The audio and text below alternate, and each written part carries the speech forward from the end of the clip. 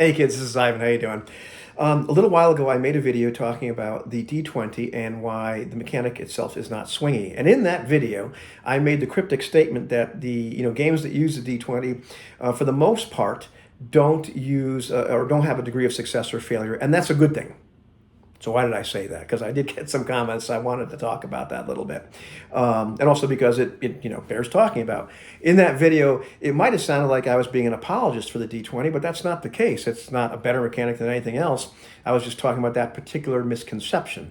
The truth is, it's not very good at degrees of success or failure, and it's not good at it mathematically or psychologically. There's other systems that are much better. So I wanted to talk about them and it and why that's the case. So let's go back to the beginning. In the beginning, there was Dungeons and Dragons, and I played Basic. And even then, in Basic or maybe Advanced, it's one of those games. It said a roll of 20 is always a success, and a roll of 1 is always a failure. Okay.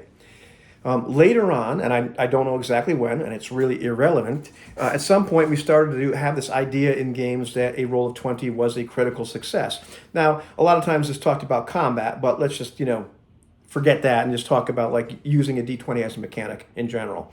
And also talk about this idea sometimes that a roll of 1 might be a critical failure. All right, well, great.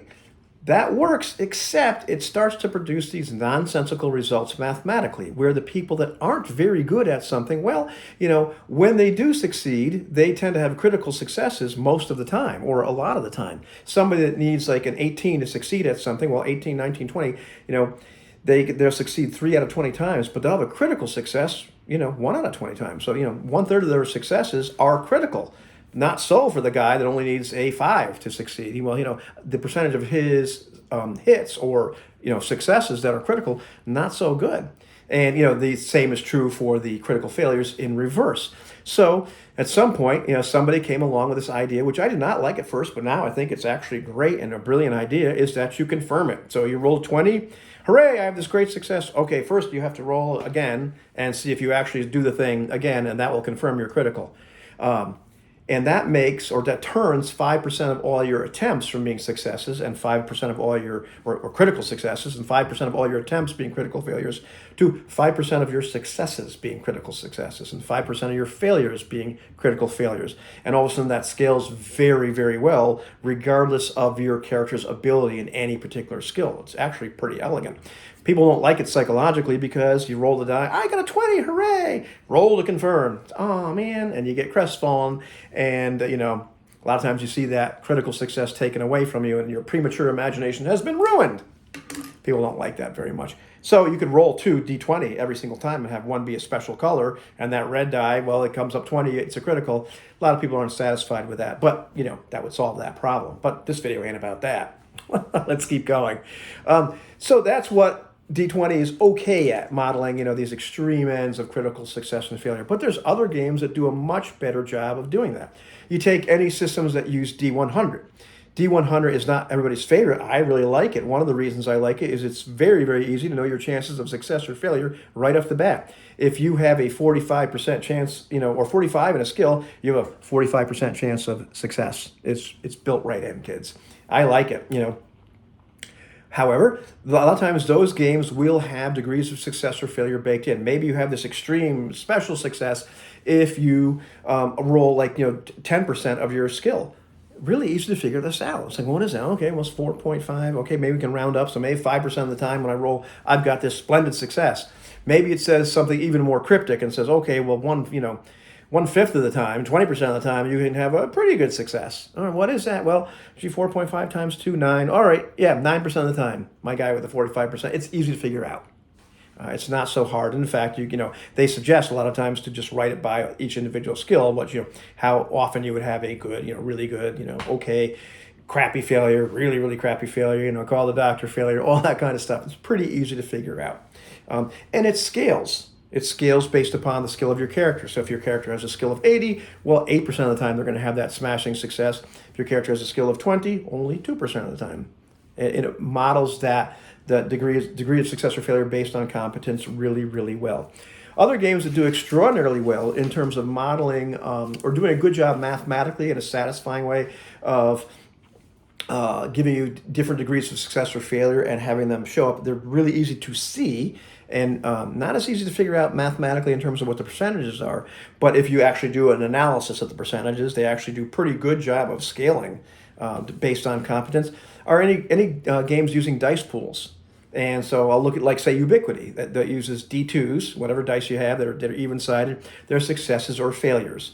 And, World of Darkness, by the way, that uses D2s, as long as you're using a system that 6 or higher on a D10 is a success. That's a D2, kids. And those games are great because very often, like, use a game like Ubiquity, your character might need 1, 2, 3, 4, maybe 5 successes on something that's incredibly hard to do something. And you have a die pool based upon your skill. And it's very easy to look at that die pool, and I have a 10 die pool of, I'm really good at stuff. If something is only going to require 3 successes, well, that's going to happen for me a lot. You may not know right off the top of your head, like I don't know, that's going to happen 94.53% of the time, but you're pretty good at it. So you roll those dice, and very often that character with a 10 die pool, well, they're going to maybe have 4 successes or 5 successes or 6 successes, and Ubiquity has those baked in, it has a scale, and it's an optional rule, but you can have degrees of success or failure, and have the character experience more success or greater failure depending on how well they succeeded or failed, how many successes they got over or under what they actually needed. And this scales very, very well depending on how skilled the character is, because they're rolling smaller die pools. I won't go into all the math because even though I did it, it's going to take way too much time, and I don't want to do that. It scales really well. Take my word for it, but you can do the research yourself if you want to. So it works really, really well, and it's really easy to see. Bang! I have this many successes or failures. I did the thing. I had great success. Things like games like Star Wars, Genesis as well. That use those success and failure symbols. Once again, really easy to scale stuff up if you have more successes than needed. Another die mechanic that does really, really great at modeling degrees of success or failure is 2d6. Does a fantastic job, even though it's a very small die pool. It doesn't handle as many degrees of competence as well because the modifiers are extraordinarily powerful. So really, plus or minus 1 to 3 is really as high as you can get, and plus or negative 3 is just gigantic. But once again, that die pool system, even though it's 2 dice, does a really good job of scaling based upon your degree of competence. And more importantly, which I didn't mention, but this is important, is you look at things like D100, you look at the Ubiquity system, you look at even 2D6, and maybe in some really extreme cases on 2D6, you never have this chance of not getting an extreme success or extreme failure. It can be vanishingly small on either side based upon your competence, but it's always there. And there's always a chance of success, even in the most dire of circumstances, for the most part. It could be a long shot, but it could happen. All right. Anyhow, let's go back. So those are really satisfying mathematically and very often psychologically. They do the trick in terms of modeling degrees of success or failure. They do really, really good job. So let's go back to the D20. Because one of the things that very often people will say is, okay, the most common suggestion you'll get is, all right, well, plus 5 over the target number needed on the die, that should be, a greater success. And maybe plus 10 should be this really extreme success. And for failure, if you're 5 below, well, that should be a worse failure than normal, and maybe 10 below should be a really bad failure. Okay, let's take a look at the math. All right. Excuse me, I needed to wet my whistle for 1 second. I think old people say that. I need to wet my whistle. Anyhow, let's take a look at this. So what I did was I modeled, and I'm not going to go into the fact that we're really bad at estimating our chances of success or failure on D20. I think that's another video, but we're terrible at it. There's several operations we have to do in order to get to that. But let's take a look at that. What I looked at here was the idea of having a few different difficulties. Now, I figured at this point, you're already going to take your pluses and minuses and convert those. So you're converting your DC. So you just know what you actually need to roll on the die physically, rather than I'm going to add my modifier afterwards, all that kind of stuff. So I took a look at this idea of having a DC 10, which is very common. Difficulty of 10 doing something, and a difficulty of 15 doing something. And I looked at people that had no modifier, a +2, +5, and +8. And those are very common modifiers. When I was running 5th edition D&D for the kids in the library, a few years ago, they had those, within a few levels. So it was pretty common to see stuff like that happen.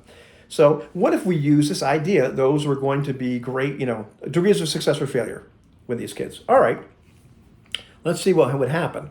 And so you look at something with a DC of 10, all right, with no modifier, DC is 10. If you have a +2, well, really you need to roll an 8 on the die. If you have a +5, well, you really need to roll a 5 or better on the die. And a +8, well, you really just need a 2. That's it. And so in terms of modeling degrees of success, okay, well, the person with no modifier succeeds 55% of the time, +2 is, 65, +5 is 80% of the time, +8 is 95% of the time. The person with no modifier has that +5, they do even better. They succeed 30% of the time with a greater success. Person with +2 is 40% of the time, person with +5 is 55, person with +8 is 70% of the time. I'm going to get to the point here. And the super great success is 5, 15, 30, and 45. Okay, so far it's scaling okay. What about the critical failures? All right, let's say the not critical but worse than normal failure. The person with no modifier is going to have those 25% of the time. The person with a +2, their DC is now 8, they're going to have them 15% of the time. The person with that +5 modifier who now has a 5 DC, they are never, ever going to have a moderate failure. And neither is the person with a +8. In terms of a super critical failure where it's -10, you score 10 less than you needed on the die, okay, that's never going to happen to anybody. They're never going to get that. It's even less likely to happen than rolling a 1, even a 1 that you have to confirm. And let's take a look at DC 15, so something that's a little bit harder. Okay, we go through this whole thing again, where the person with no modifier has 30% chance to do it, +2 has 40, +5 is 55% chance, and the person with +8 has 70% chance. Now we're looking at DCs really of 15, 13, 10, and 7. We go up the same thing again in terms of degrees of great success. Let's take a look at, say, the super great success, or the great success, +5. Well, let's see. 5% of the time for the normal guy, 15% of the time for the guy with +2, 30% of the time with the guy with +5, +8. That guy is going to have a great success or moderately great success 45% of the time. What about the super awesome success? First two guys are never going to have it, ever, with a DC of 15. The guy with a +5, well, 5% of the time he or she, they are going to have a super great success, and 20% of the time the guy with a +8. The guy with a +8 is going to have 20% of the time is going to have a super great success. A lot more often than if rolling a 20, even with the non-confirmed 20. Doesn't do a really good job. And, we can go in terms of the critical failures as well, but you get the point.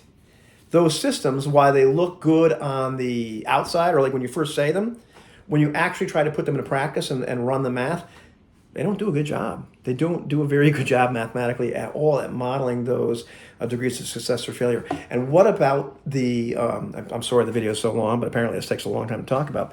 What about the psychological impact? Here's the other problem, is that D20, it has 20 data points on it.